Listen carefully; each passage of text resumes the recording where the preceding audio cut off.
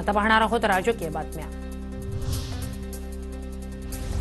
निकालाची प्रत प्राप्त झाल्यावरच कोकाटेंवर पुढील कारवाई। विधानसभा अध्यक्ष राहुल नार्वेकर यांची भूमिका। सदनिका घोटाळ्यात माणिकराव कोकाटे यांना 2 वर्षांची शिक्षा, तर शिक्षेची ऑर्डर विधानसभा अध्यक्ष नार्वेकर यांना पाठवा। खासदार सुप्रिया सुळेंचा स्वतःच्या कार्यालयाला फोन।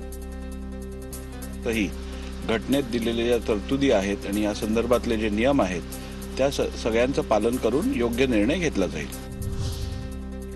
कृषी मंत्री माणिकराव कोकाटे सोमवारी शिक्षेला आव्हान देणार। सोमवारी जिल्हा सत्र न्यायालयात अपील दाखल करून शिक्षेला आव्हान देणार। खोटी कागदपत्र दाखवून म्हाडाच्या सदनिका लाटल्याचा आरोप।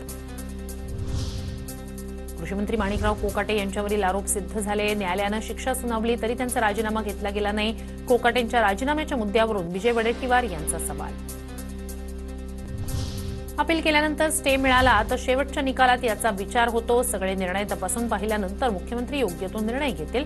मंत्री कोकाटेंच्या राजीनाम्याच्या मागणीवर दीपक केसरकर यांची प्रतिक्रिया। अपील केलेलं असेल आणि त्याच्यामध्ये शिक्षेला स्टे मिळाला तर आपोआप प्रत्यक्षात ज्यावेळेला त्याचा फायनल निर्णय होतो त्यावेळेला हे घेतलं जातं। परंतु या संदर्भातले सगळे निर्णय तपासून बघायला लागतील आणि नंतर आदरणीय मुख्यमंत्री महोदय हे त्याच्यामधला फायनल निर्णय घेत असतील ते योग्य तो निर्णय घेतील याची मला खात्री आहे।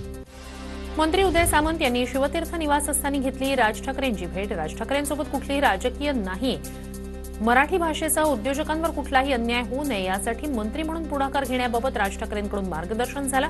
सामंतांची माहिती। मला असं वाटतं की आता जी चर्चा झाली ती मराठी भाषेसंदर्भात झाली। विश्व मराठी संमेलन झाले त्याच्याबाबत चर्चा झाली। दिल्लीमध्ये जे मराठी साहित्य संमेलन चालू आहे त्याच्याबद्दल आम्ही गप्पा मारल्या। राजकीय कुठलीही चर्चा झाली नाही। निवडीला आव्हान देणाऱ्या याचिकेवरून धस यांना नोटीस द्या। औरंगाबाद खंडपीठाचे निवडणूक आयोगाला आदेश। मेहबूब शेख यांनी आव्हान देणारी याचिका दाखल केल्यानंतर 5 मार्च रोजी याचिकेवर पुढील सुनावणी होणार।